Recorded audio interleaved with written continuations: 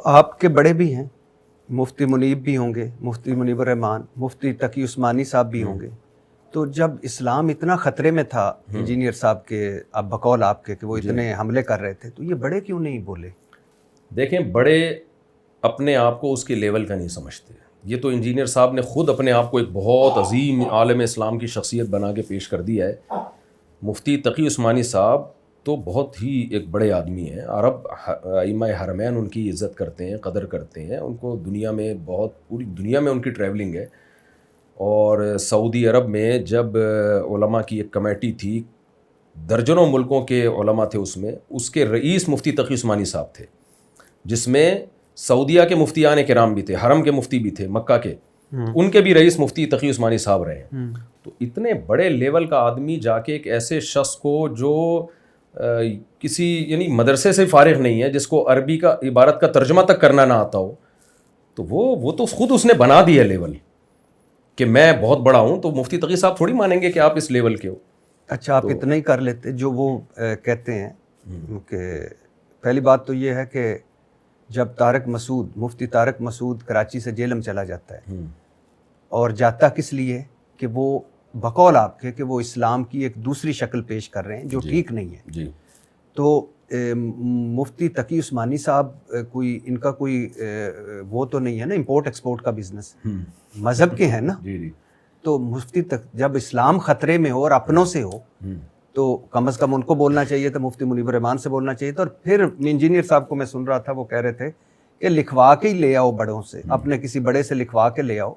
تو بسم اللہ. دیکھیں, مفتی تقی عثمانی صاحب میڈیا پہ نہیں ہے, وہ ایک حقیقی معنوں میں علمی کتاب کہا تھا کہ جائیں, نہیں, نہ انہوں نے مجھے روکا, نہ انہوں نے مجھے کہا جانے کا. مفتی منیب الرحمان نے سنا ہے, مفتی منیب الرحمان کا تو ان سے پوچھیں نا, مفتی منیب الرحمان کی باتیں تو آپ مفتی منیب الرحمان سے پوچھیں. لیکن سنا ہے وہ انہوں نے مائنڈ کیا تھا کہ آپ کیوں گئے اس طرح مناظرہ کرنے. کس نے مائنڈ کیا تھا؟ مفتی منیب الرحمان صاحب. میرے علم میں نہیں ہے.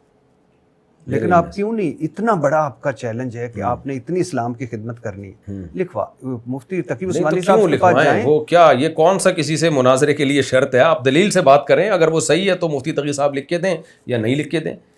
یعنی انجینئر علی مرزا کو چاہیے تھا بیٹھ جاتا, فیس ٹو فیس دلائل سے بات ہو جاتی. کیا ہم انجینئر علی مرزا کو جو لوگ سن رہے ہیں, تو کیا کسی بڑی شخصیت نے لکھ کے دیا کہ ان کو سنا کرو؟ وہ کہتا ہے میں بابوں کو نہیں مانتا, دلیل سے بات کرو, قرآن و سنت سے. تو ہم بھی جا کے قرآن و سنت سے بات کرتے ہیں, اس کے پاس جواب ہوتا, وہ جواب دے دیتا کہ بھئی یہ دلیل غلط ہے. تو دنیا کے سامنے آ جاتا ہے یہ دلیل, کس کی دلیل صحیح ہے, کس کی دلیل غلط ہے. یہ جو شرط ہے کہ مفتی تقی صاحب, اگر وہ آج کہہ دے کہ نہیں مفتی تقی صاحب بھی نہیں, عالم اسلام کے جو سب سے مایہ ناز امام حرم ہے شیخ شریم سے لکھوا کے لاؤ, میں پھر بیٹھوں گا. تو کیا میں پاگل تھا, میں شیخ شریم سے لکھوانے چلا جاتا؟ تو اگلا جو یہ مطالبے کر رہا ہے کہ مفتی تقی صاحب لکھ کے دیں گے تو میں بیٹھوں گا, اس مطالبے کی لاجک کیا ہے؟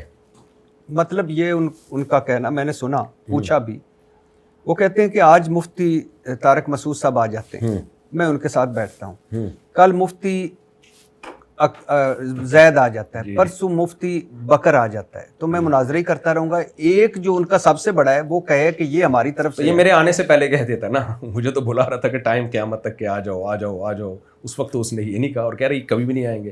یہ تو آنے کے بعد کے افلاطونیاں اور بکراتیاں ہیں کہ فلاں لکھ کے دے گا, فلاں اور میں یہ آپ کو لکھ کے دے دوں کہ مفتی تقی صاحب بھی لکھ کے دے دینا بالفرض, تو یہ کہے گا امام حرم سے لکھوا کے لاؤ. آپ یہ کر دیں گے؟ ایک نہیں, میں یہ کام نہیں کروں گا. مفتی تقی صاحب کا میں ٹائم فالتو چیزوں میں ویسٹ نہیں کرنا چاہتا. آپ کے پاس اتنا ٹائم ہے کہ ویسٹ ہو جائے؟ کیا مطلب کہ آپ, بھائی مفتی تقی صاحب بہت بڑے آدمی ہیں. ایک چیز ایک آدمی کے لیے ٹائم ویسٹنگ نہیں ہوتی, دوسرے کے لیے وہ ٹائم ویسٹنگ ہوتی ہے.